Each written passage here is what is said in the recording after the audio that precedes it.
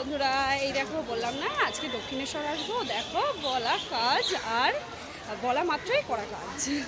চলে এসেছি দক্ষিণেশ্বর মন্দিরে। আগে গঙ্গার ঘাটে একটু মাথায় জল ছেটা দিয়ে আসি।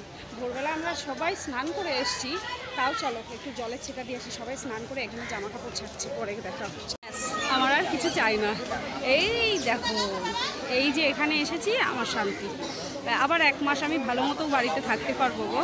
চলো গঙ্গার ওখানে, গঙ্গার ঘাটে গিয়ে একটু মাথা গায়ে পায়ে একটু জল নিয়ে আসি, বুঝলে। আর এখানে সব স্নান করছে, সব স্নান। মন্দিরের ভিতরে না মোবাইল নিয়ে যাওয়া নিষিদ্ধ, সেই জন্য বাইরে থেকে তোমাদেরকে একটু দেখিয়ে দিই। হ্যাঁ, ওই দেখো। চলো দেখো, এখন আমাদের ডালা নিতে হবে। ওই যে জয় মা, কত সাধনার পর, প্রচেষ্টার পর তারপর তোমার কাছে এসেছি। চলো ডালা নিয়ে আসি। এখানে মোবাইলটা কাউন্টার জমা করতে হবে। হ্যাঁ হ্যাঁ, মানি ব্যাগ যাবে এটা করুন। যদি আগে যান, যদি আগে জানেন যাও তো। আগে মোদি ভেতর দিয়ে ঢুকে আসেন তো। এই দেখো ডালা নেবো এবার, নানান ধরনের ডালা। এই দেখো বন্ধুরা, আমরা ডালা নিয়ে নিয়েছি দুজনার হাতে। দুটো ডালা নিয়ে ভাবছিলাম একটা নেবো, তারপর ভাবছি না, আমার দুটো সোনার টুকরো, তাই দুটো ডালা নিলাম। চলো এবার ব্যাগ, ফোন সব কিছু কাউন্টারে জমা দিয়ে তারপর যেতে হবে মায়ের মন্দিরে। সেই জন্য বাইরের চত্বরটা খুব ভালো। 10 বছর আগে এসেছিলাম, এগুলো কিচ্ছু ছিল না। এত হনুমানের উপদ্রব ছিল, সেগুলো তো কিছুই নেই, জানো তো। এই যে এই পিছনটায়, এই যে এই জায়গাটায় সমস্ত দোকান ছিল, এমনি মানে চট বস্তা পেতে ওই রকম ছিল। এখন দেখো সব পরিবর্তন হয়ে গেছে। যত দিন যাবে তত পরিবর্তন। চলো মায়ের মন্দিরটা একটু দেখে। মায়ের মন্দির এই দেখো, আমরা ধীরে ধীরে যাবো ওখানে মায়ের কাছে। চলো। কি রোদ, বৃষ্টি হচ্ছিল, আবার দেখো কি রোদ। এই দেখো বন্ধুরা, আমরা চলে এসেছি এখন দক্ষিণেশ্বরের মেলা প্রাঙ্গণ, যেটাকে বলে। সমস্ত কিছু মায়েরই, সব কিছু এই স্ত্রী মানুষের। এই দেখো শঙ্খ কিনছে অনেকে। চলো, মায়ের চরণ কত করে? কোনটা বড়গুলো ছোটগুলো? বড়গুলো, হ্যাঁ।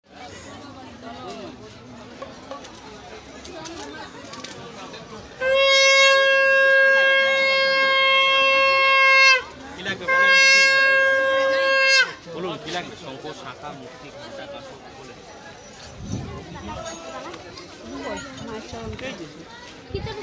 দেখি বাবা সর। বন্ধুরা, আমরা এখন মায়ের চরণ খুঁজে বেড়াচ্ছি। মায়ের চরণ নেবই, মায়ের পদধূলি নেবই। চলো দেখি ভিতরে কোথায় নেবো। এখানে আছে না, এখানে থাকবে কেন?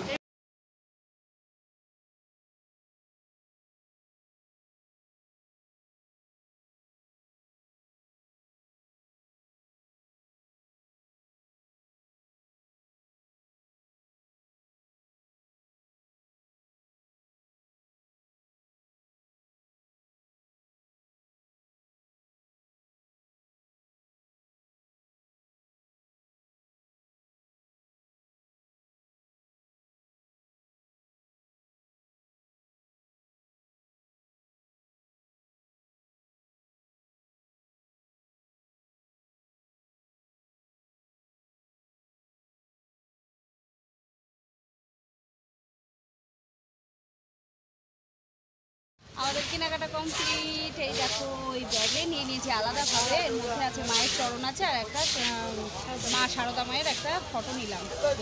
আর খাবে এখন পাপড়ি চাট। দুটো নেবো, দুটো আমি দুটো দেবে। হ্যাঁ দুটো।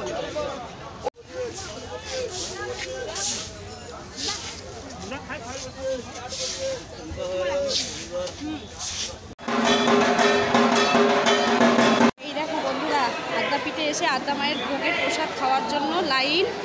আমরাও দাঁড়িয়ে পড়েছি। যথারীতি ছেলেদের লাইন মেয়েদের লাইন আলাদা, তাই আমার বরমশাই ছেলেদের লাইনে চলে গেছে। চোখের নিমেষে কোথায় হাওয়া হয়ে গিয়েছে বুঝলে, আর আমরা লাইনে রয়েছি। আমরা দুজন এখন ভোগের প্রসাদ খাবো, তাই না মা?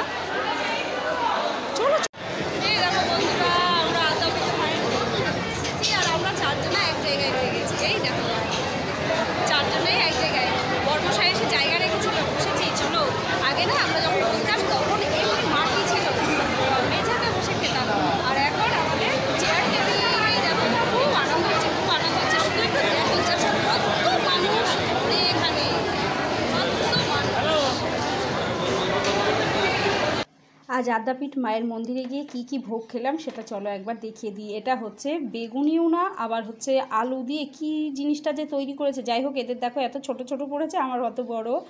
আর তার সঙ্গে পোলাও, যেটা খুব সুন্দর খেতে হয়েছিল। এবার ভাত, একটা কুমড়ো দিয়ে আলু দিয়ে একটা তরকারি আর ডাল, আর সবার শেষে খিচুড়ি আর এই ল্যাবড়াটা অসাধারণ খেতে হয়েছিল। যদিও ভোগ রান্না খুবই ভালো হয় বলাই বাহুল্য। আর তারপরে তো আমি অনেক দিন পর পেয়েছি, আমার জীবন সার্থক। আর দেখো সবাই খুব তৃপ্তি সহকারে খেয়েছে, আর চাটনিটা জলের মতো বেরিয়ে যাচ্ছে, এটাই যা, কিন্তু খেতে বাপরে খেতে বসে গলদঘর্ম হয়েছিল। কি গরম, সব খাবার গরম ছিল, গরম আগুন। আর তারপর আমাদের মাথার উপরে একটু ফ্যান ছিল, সেই জন্য একটু অসুবিধা হচ্ছিল, কিন্তু খেতে খুব ভালো হয়েছিল সব খাবার। চলো এই হলো আদ্যাপীঠে ভোগ খাওয়ার জায়গা। এইবার ওই ইয়েতে যাবো, ওখানটায় গিয়ে একটু খাওয়া খাবো। চলো দেখাবো তোমাদেরকে। এবার বাড়ি ফেরার পথে আমরা কোথায় যাবো? এখন বাড়ি যাব। তার আগে দক্ষিণেশ্বর মন্দিরে আর একবার যাবো, গিয়ে একটু গঙ্গা জল নিয়ে আসবো, যেহেতু জলটা নিয়ে বারবার টানবো সেই জন্য এরপরে নিয়ে তারপর যাবো, তাই না বলো? আমার মেয়েটা এখন ব্যস্ত। চলো হ্যাঁ, আর সেরকম কাজ নেই। এবারে তো বাড়ি যাওয়ার পালা। আর দেখো যাওয়ার সময়ে ঠিক মন্দির থেকে বেরিয়েছি, স্টেশনে ট্রেন ধরবো, আর তার 5 মিনিট আগে এইরকম অঝোরে বৃষ্টি, 1 ঘন্টা ধরে মুষলধারে বৃষ্টি হলো। দেহটাকে একদম ঠান্ডা করে দিল মা।